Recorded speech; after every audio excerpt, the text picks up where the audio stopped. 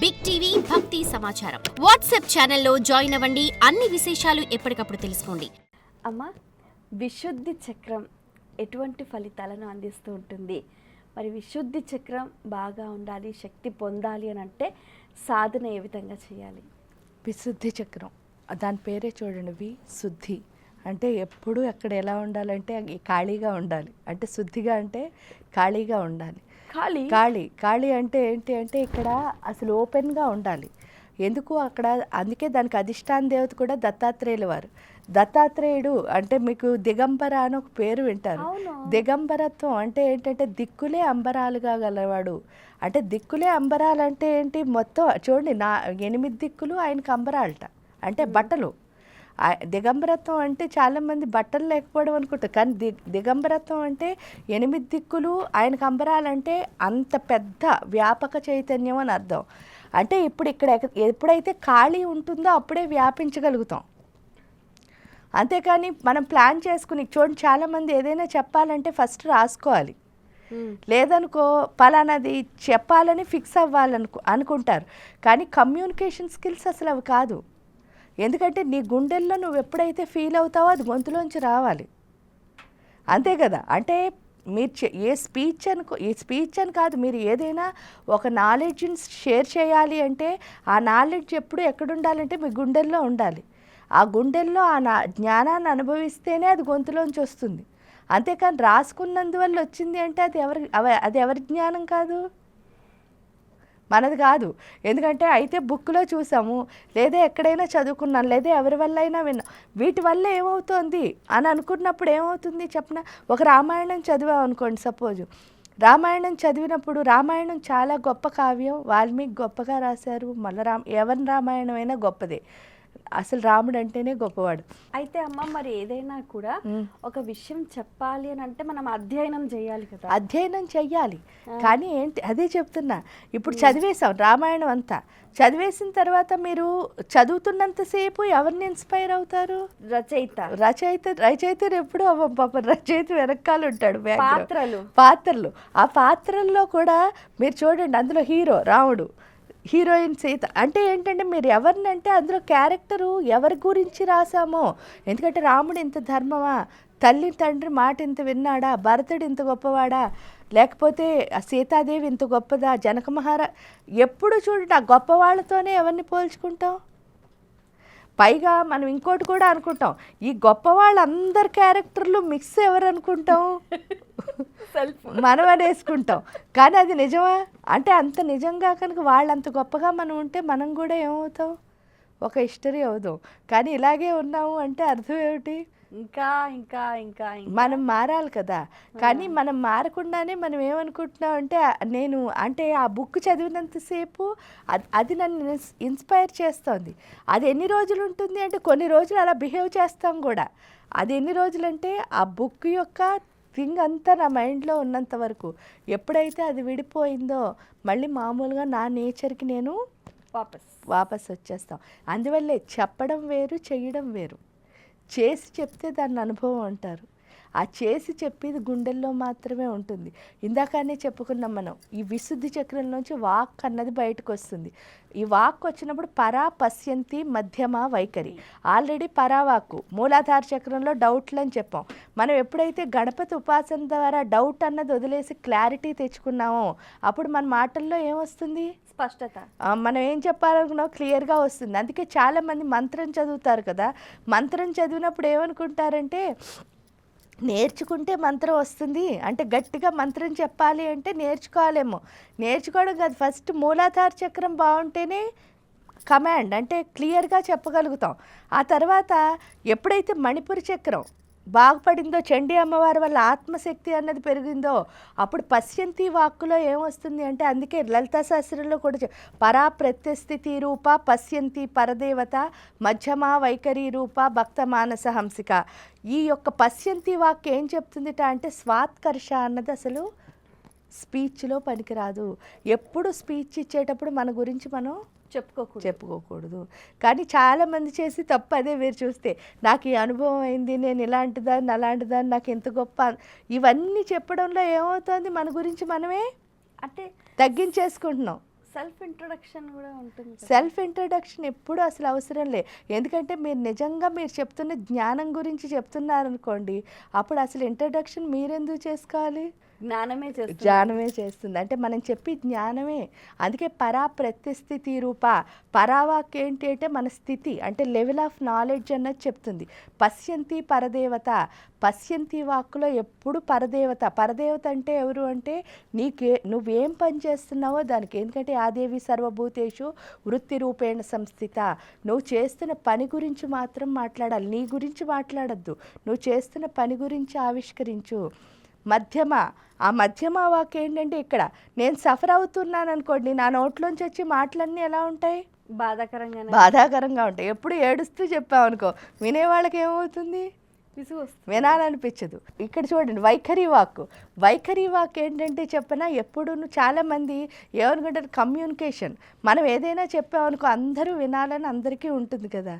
కానీ ఇక్కడ ఈ వాక్, ఈ స్పీచ్ ఏం చెప్తుంది అని అంటే, లలితా సహస్రం అయినా మామూలుగా స్పిరిచువల్ నాలెడ్జ్ కాదు, ఏదైనా సరే ఒక కమ్యూనికేషన్లో, నా కమ్యూనికేషన్ ఈ సృష్టిలో ఎవరైనా విన్నారా లేదా అన్నది అసలు నా బిజినెస్ కాదు. ఎందుకు అంటే నేను మాట్లాడింది ప్రతి మాట ఎవరు వినాలి? నేను వినాలి. అప్పుడే ఎంజాయ్మెంట్ అన్నది వస్తుంది. ఎందుకంటే నేను మాట్లాడుతున్నది నేను వినగలిగితేనే నేను అసలు ఏం చెప్తున్నానో నాకు తెలుస్తుంది. అందుకే అక్కడ దత్తాత్రేయుల వారు ఏం చేస్తారు అంటే, ఆయన ఏమంటారంటే, మీరు చూస్తే ఆయన మంత్రంలో కూడా ఉంటుంది ఏంటంటే, ఆయన పిశాచ జ్ఞానసాగర అని ఉంటుంది. అంటే అర్థం ఏమిటి అంటే, పిశాచి ఎక్కడుందంటే ఇక్కడ ఉంది. ఆ పిశాచి పేరేంటి అంటే ఐడెంటిటీ. అంటే ఐడెంటిటీ అనే దెయ్యం ఎక్కడుందిట? గొంతులో ఉంది. ఈ ఐడెంటిటీ అనే దెయ్యం ఎప్పుడైతే గొంతులో ఉందో దాన్ని తీసేసి ఏమిస్తాట? జ్ఞానసాగర. జ్ఞానం అనే సముద్రాన్ని ఎవరైతే ఇస్తారో ఆయన పేరు దత్తాత్రేయుడు. ఎప్పుడైతే జ్ఞానం అనే సముద్రం వచ్చిందో ఆ యొక్క అంటే ఏంటంటే, జ్ఞానం ఎప్పుడైతే లోపల నుంచి బయటకు వస్తుందో మీరు అందరికీ నచ్చుతారు. ఎందువల్ల మీరు మీ గురించి చెప్తుంటే ఎందుకు నచ్చట్లేదు అంటే, దానికి ఎగ్జాంపుల్ ఏం లేదు. మనం ఇంత చిన్నగా ఉన్నామమ్మా, 5'3" ఉన్నాం అనుకో, ఈ 5'3" గురించి ఎన్నిసార్లు చెప్పినా ఏమవుతుంది చెప్పండి? అదే కదా చెప్తూ ఉండాలి. అంటే అదే రిపీట్ చేస్తూ ఉంటాం. ఒకటే విషయం గురించి 100 సార్లు రిపీట్ చేసామనుకో ఎవరికీ నచ్చదు. కానీ ఎప్పుడైనా నాలెడ్జ్ గురించి రిపీట్ చేసినా ఎందుకు నచ్చుతుంది అంటే, నాలెడ్జ్ అన్నది ఏమిటిట అంటే వ్యాపక చైతన్యం. అది ఎన్నిసార్లు చెప్పినా సరే దాని గురించి ఏం చెప్పచ్చు? కొత్తగా చెప్పచ్చు. ఇక్కడికి వచ్చేసరికి ఇంకొత్తగా చెప్పడానికి ఏముండదు, ఇదే ఉంటుంది. అంటే లిమిటేషన్ గురించి ఎప్పుడూ అన్లిమిటెడ్గా చెప్పలేం. అన్లిమిటెడ్ గురించి ఖచ్చితంగా అన్లిమిటెడ్గా చెప్పగలం. అది మనకి ఎవరు చెప్తారు అంటే దత్తాత్రేయుల వారు. అందుకే అత్రి మహర్షి అనసూయ అమ్మవార్లకి దత్తుడి కింద వచ్చి చక్కగా మనందరికీ ఏం చేశారు అంటే జ్ఞానం అనే దాన్ని ప్రసాదించి, ఆ జ్ఞానం కూడా ఏంటి అంటే దిక్కులే అంబరాలుగా, అంటే అంత వ్యాపించేటట్టు. కీర్తి ప్రతిష్టలు అన్నవి ఎక్కడి నుంచి వస్తాయి? మన వాక్కు నుంచే.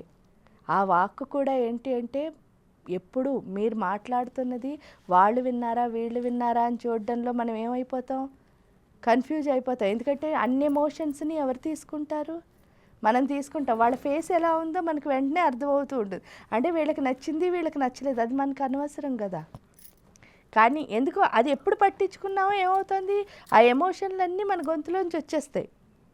ఎందువల్ల దానికి కనెక్ట్ అయిపోతున్నాం కదా ఆ చూసిన వాళ్ళకి. అదే మనకు కనెక్ట్ అయ్యామనుకోండి, మనం ఏం చెప్పాలనుకున్నాం, ఎందుకంటే నీకు ఇష్టమైందే కదా నువ్వు చెప్తావు ఎప్పుడైనా. మనకి ఇష్టం లేనిది మనం మాట్లాడం కదా. అప్పుడు మనకి ఇష్టమైంది మనం మాట్లాడినప్పుడు దాని మీద మనకి ఏముండాలి? ప్రేమ. ఆ ప్రేమతో మనం మాట్లాడితే ఎప్పుడైనా మనకే నచ్చుతుంది కదా. అందుకని మనం మాట్లాడిన ప్రతి మాట వీళ్ళు వింటున్నారా వాళ్ళు వింటున్నారా అని కాన్సన్ట్రేషన్ ఆపేసి నేను వింటున్నానా లేదా ఆ మనోగతంలో మనం వినేటట్టు చేసేది ఎవరు అంటే దత్తాత్రేయుల వారు. ఎప్పుడైతే మన కమ్యూనికేషన్ అనేది బాగుందో, అందుకే దీన్ని ఆకాశతత్వంతో పోలుస్తారు. ఆకాశతత్వంతో ఎందుకు పోలుస్తారంటే ఆకాశం ఎప్పుడు శూన్యం, నిశ్శబ్దం. ఆ నిశ్శబ్దంలోంచి వచ్చే శబ్దానికి ఏముంటుందిట? చాలా గొప్ప విలువ ఉంటుంది. ఎందువల్ల అంటే మీరు చూడండి, చాలా సైలెంట్గా ఉంటుంది ఆకాశం. సడన్గా కనుక ఉరుములు వచ్చాయనుకోండి, అందరం ఏం చేస్తాం, కామ్గా ఒక చోట కూర్చుంటాం. బయటకు రావడానికి కూడా ఒక్కొక్కసారి భయం వేస్తుంది.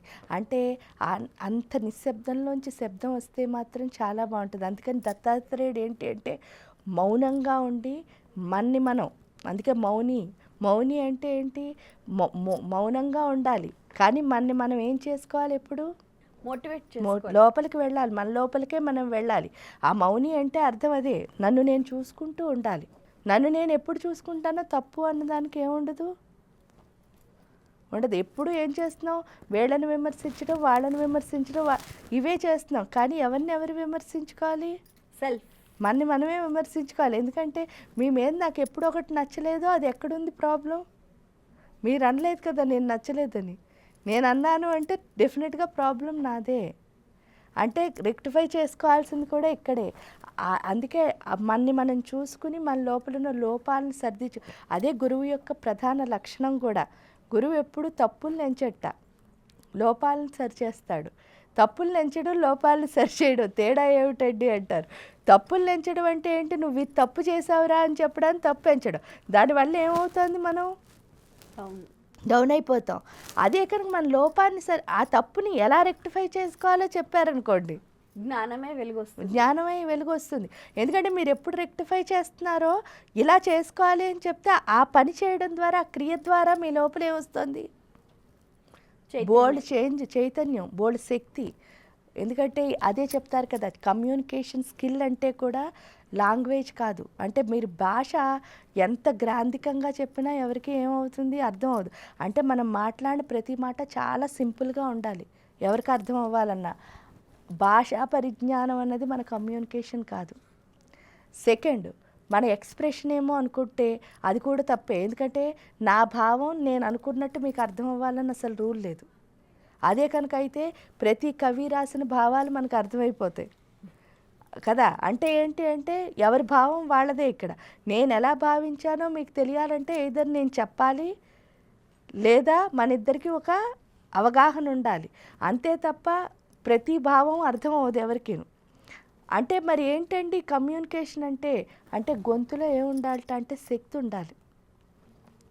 ఆ గొంతులో శక్తి ఉంటే అవతల బుర్రలోకి ఏమవుతుంది, ఆ శక్తి ట్రాన్స్ఫర్ అవుతుంది. అది చెప్తారు దత్తాత్రేయుల వారు ఇక్కడ. ఎప్పుడైతే అది అర్థమైందో మనం ఏం చేయాలి అంటే ఎనర్జీ అన్నదాన్ని పెంచుకోవాలి. అదే ఇక్కడ దత్తాత్రేయ సాధన. ఎప్పుడైతే చేసామో అక్కడున్న పిచాచి కాస్త పోతుంది, చక్కగా మనకి జ్ఞానం అనే సముద్రం ఆ గొంతులోకి వస్తుంది.